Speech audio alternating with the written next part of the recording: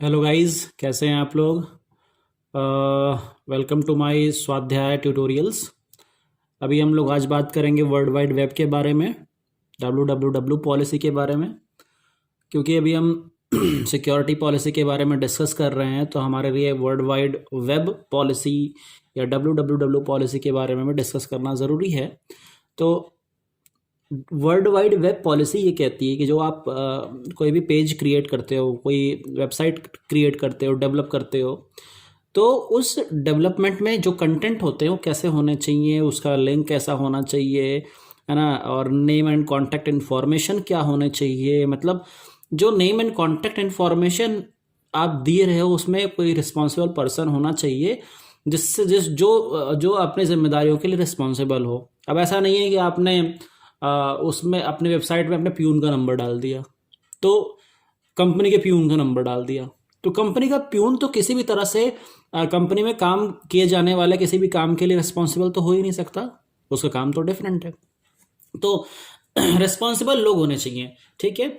और क्या लिंक है, क्या यूटिलिटीज़ हैं आपके उसमें, तो ये सारी चीज़ें हैं। उसके साथ ही क्या कंटेंट होगा, जैसे लोकल लॉ ये कहता है, लोकल लॉ के अकॉर्डिंग, जैसे मान लीजिए मेरा वेबसाइट दिल्ली एनसीआर में चल रही है, दिल्ली एनसीआर में बेसिकली रन करती है, मेरा ऑफिस दिल्ली एनसीआर में रन करता है, तो उस स्टेट के अकॉर्डिंग या उस लोकल लॉ को फॉलो करते हुए, कॉपीराइट लॉ को फॉलो करते हुए, ट्रेडमार्क लॉ को फॉलो करते हुए, और चाइल्ड एब्यूज ना हो, हैरेसमेंट लॉ को भी फॉलो करते हुए हमारा कंटेंट होना चाहिए किसी भी वर्ल्ड वाइड वेब पॉलिसी के अंतर्गत, किसी भी वेब पेज का, किसी भी वेबसाइट का, ठीक है।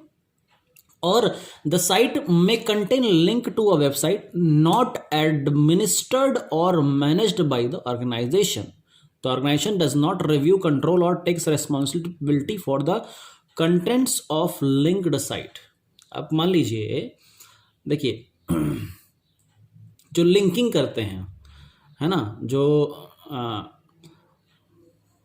इसको इस तरह समझें कि जो हम लिंक करते हैं अपने किसी वेबसाइट में, तो लिंक का मतलब कोई दूसरा पेज अगर ओपन होता है तो दूसरा पेज भी आपकी ही साइट से नहीं, आपके ही ऑर्गेनाइजेशन का नहीं होना चाहिए, वो किसी दूसरे ऑर्गेनाइजेशन का होना चाहिए, है ना।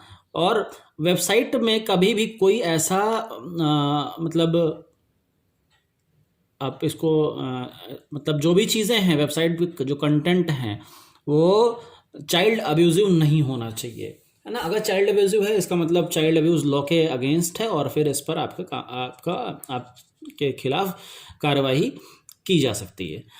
और एक चीज़ और कि जो अगर मान लीजिए कोई आप इसको इस तरह से समझें कि ऐसा कोई कंटेंट नहीं होना चाहिए जो टेररिस्ट एक्टिविटी में भी हेल्प कर रहा हो, या फिर ऐसा कोई कंटेंट नहीं होना चाहिए, जैसे मान लीजिए आपकी वेबसाइट है, आपने वेबसाइट बनाई, लेकिन उसमें छोटा सा एक लिंक लगा दिया, how to create bomb, how to make bomb, तो ये ऐसी इन्फॉर्मेशन है जो इलीगल है, जिसे नहीं बनाई जा सकती, नहीं दी जा सकती है, क्योंकि आपकी स्पेसिफिक वेबसाइट किसी स्पेसिफिक पर्पस के लिए बनी होगी। हाँ, अगर आपका काम आर्म्स एंड एम्युनिशन का है, वेबसाइट भी उसी की है, तो शायद आप इसकी इन्फॉर्मेशन दे सकते हैं, वैसे नहीं दे सकते हैं, लेकिन मैं शायद कह रहा हूँ, ठीक है।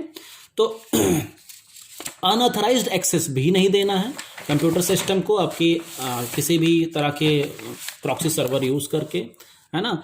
और एनी वेब पेज और site can be removed if the site violets the rules and regulations. अगर किसी भी तरह के रेगुलेशन या रूल्स को वायलेट करता है तो उस वेब पेज को हटाया जा सकता है। जैसे मैं आपको बताऊं, फिशिंग साइट्स आजकल बहुत चल रही हैं, या फिर इसको फोर्जरी साइट्स भी बहुत सारी आजकल मार्केट में हैं। तो उन फोर्जरी साइट्स को गूगल ऑटोमेटिकली अब इस समय गूगल के एल्गोरिथम के अकॉर्डिंग उसे ऑटोमेटिकली डिटेक्ट करता है और बैन कर देता है, ठीक है ना। उसके बाद आता है हमारा ईमेल सिक्योरिटी। अब भाई ईमेल है तो हमारा तो ऑफिशियल या डे टू डे लाइफ का पार्ट हो गया ईमेल किसी भी ऑफिस सिस्टम के लिए। तो 3 ऑब्जेक्टिव होते हैं किसी भी ऑर्गेनाइजेशन के लिए ईमेल सिक्योरिटी से रिलेटेड। पहला है कमर्शियल ऑब्जेक्टिव, दूसरा है प्रोडक्टिविटी ऑब्जेक्टिव, एंड तीसरा है लीगल ऑब्जेक्टिव। कमर्शियल ऑब्जेक्टिव ये कहता है कि भाई अगर कोई कमर्शियल एक्टिविटी आप कर रहे हो और आपकी मेल लीक हो जाए, है ना।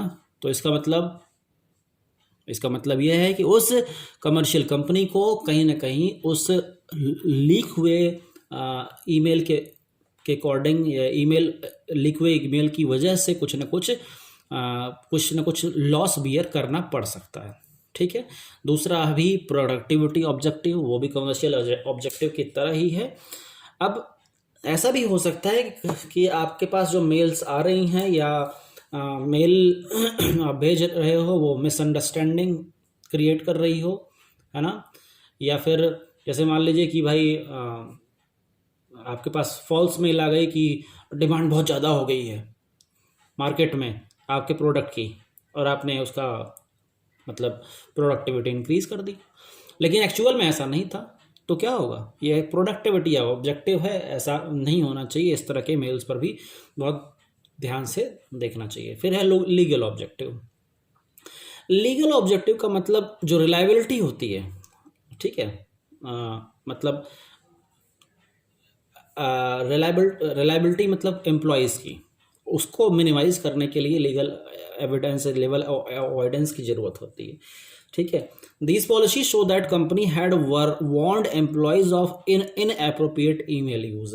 मतलब ईमेल सिक्योरिटी पॉलिसी या ईमेल सिक्योरिटी स्टैंडर्ड्स ये कहते हैं कि commercial objective, productivity objective and legal objective अपने वो कंपनी वर्कर्स को बताया गया है, उसके बारे में वार्न किया गया है कि उन्हें इस तरह के स्टैंडर्ड को फॉलो करना है।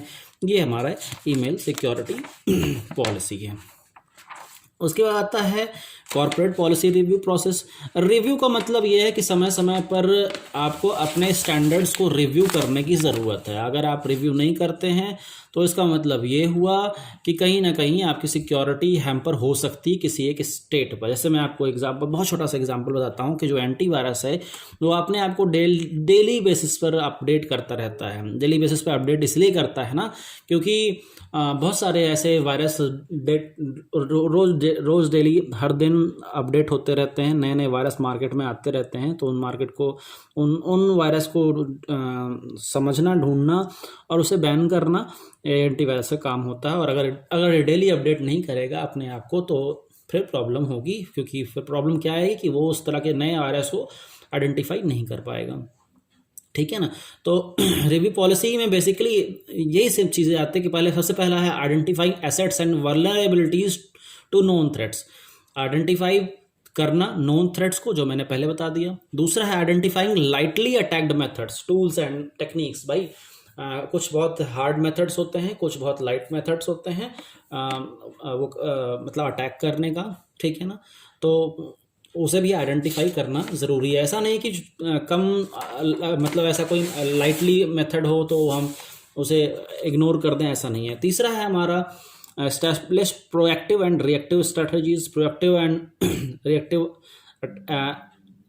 स्ट्रेटजी का मतलब ये है कि अटैकिंग स्ट्रेटजी, मतलब अगर मान लो हमें कोई किसी भी तरह से अटैक करने की कोशिश कर रहा है तो उल्टा हम भी उस पर अटैक करें, या फिर अटैक करके उसके सर्वर को ब्लॉक कर दें कि वो हमारे जिस चीज़ को एक्सेस करने की कोशिश कर रहा था वो ना कर पाए, है ना।